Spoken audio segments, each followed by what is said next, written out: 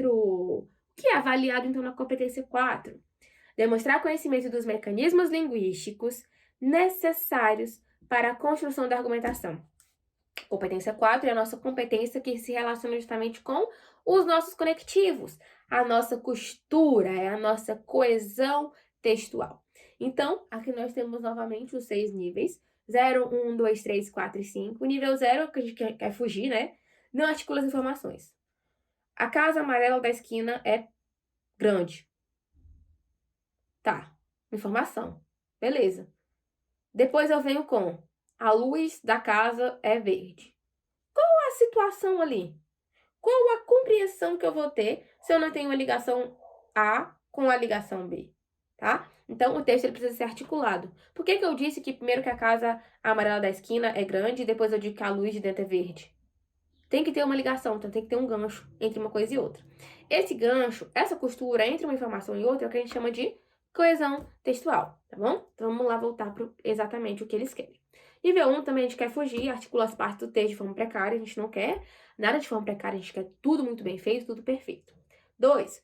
Articula as partes do texto de forma insuficiente, com muitas inadequações e apresenta repertório limitado de recursos coesivos. Não queremos isso. 3. Articula as partes do texto de forma mediana, com inadequações e apresenta repertório pouco diversificado dos recursos coesivos. Não queremos. 4. Articula as partes do texto com poucas inadequações e apresenta repertório diversificado de recursos coesivos. E o nível 5, que é o que a gente almeja, o que a gente quer, que é articula bem as partes do texto e apresenta um repertório diversificado de recursos coesivos. Lembre-se que essa questão do repertório que a gente está trabalhando aqui é o quê? Esse repertório diversificado significa que você trabalhou tanto os elementos coesivos intraparágrafos quanto os interparágrafos, né? Ou seja, você trouxe uma gama de palavras conectando uma informação a outra, uma oração a outra, uma informação a outra, um período ao outro, um parágrafo ao outro, beleza?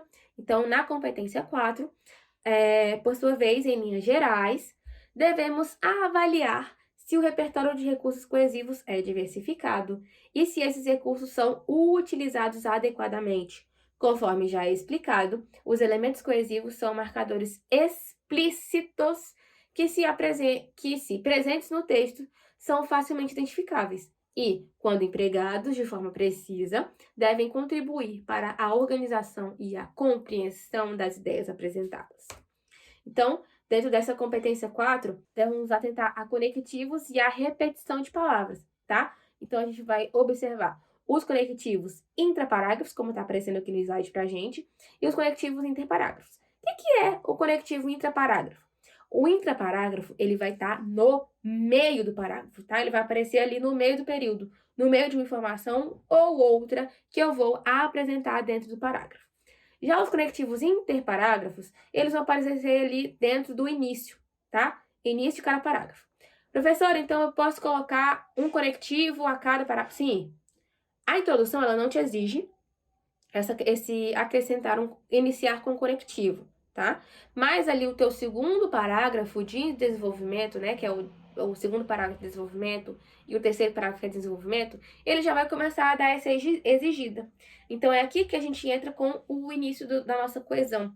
É quando a gente começa a imbricar uma informação a outra. A informação de cima com a informação de baixo.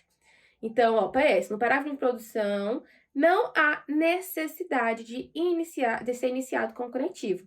Na última aula deste módulo, abordaremos com profundidade conectivo e seus usos corretos. Então, a gente dá aí uma segurada, porque mais à frente a gente vai aprofundar quais são os conectivos que a gente pode e não deve utilizar dentro da nossa redação.